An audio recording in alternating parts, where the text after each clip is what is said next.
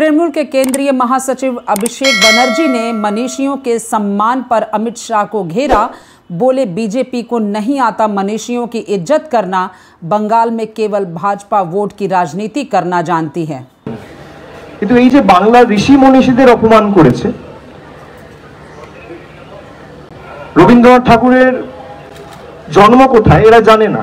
পঞ্চানন বর্মাকে পঞ্চানন বর্মন বলে। ঈশ্বরচন্দ্র বিদ্যাসাগরের কি অবদান জানে না, রামমোহন রায়ের কি অবদান জানে না, ক্ষুদিরাম বসুর অবদান জানে না। তাদের কাছে আমাদের বাংলার ইতিহাস এবং বাংলার কৃষ্টি সংস্কৃতি শিখতে হবে না। আজকে যারা এসে বাংলায় দুর্গা প্যান্ডেল উদ্বোধন করছে তারাই তো 5 বছর আগে বলতো বাংলায় দুর্গাপুজো হয় না।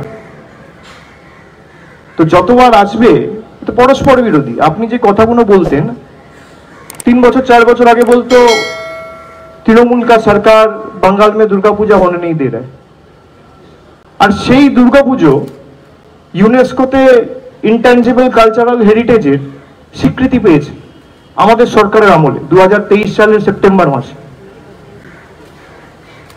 অন্য কোনো উৎসব বা অন্য কোনো কর্মকাণ্ড বিজেপি সরকারের নেতৃত্বে স্বীকৃতি পায়নি, কন্যাশ্রী স্বীকৃতি পেয়েছে। এদের শেখা উচিত বাংলার থেকে।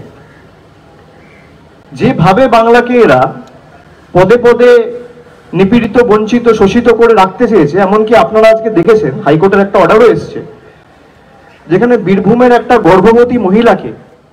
दिन भर की ताज़ा तरीन खबरों और ब्रेकिंग न्यूज़ के लिए बने रहिए स्पष्टता न्यूज़ के साथ। ज़्यादा से ज़्यादा खबरों के लिए बेल बटन दबाकर लाइक, शेयर और सब्सक्राइब करें स्पष्टता न्यूज़।